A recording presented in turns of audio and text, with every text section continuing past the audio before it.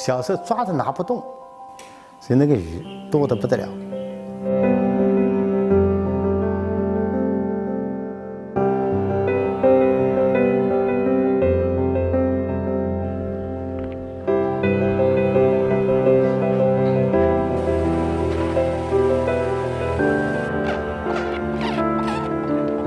那个时候抓河豚很贵了，我是45000块钱买了一撮鱼，一撮1公1母。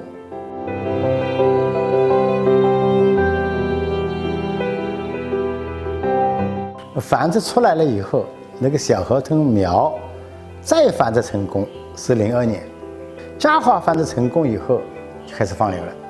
第1年我放了40万尾。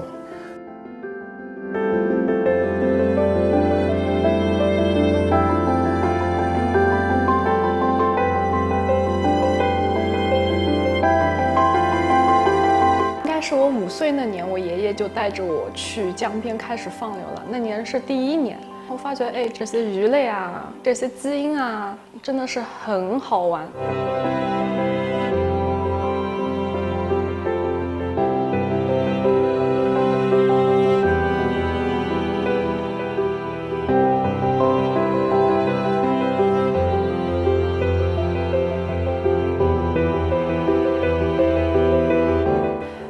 那个时候就会有一个想法，就是说我可不可以用基因工程啊，用一些高科技手段，让我们的长江石鱼去复活，然后我再把它们放回长江。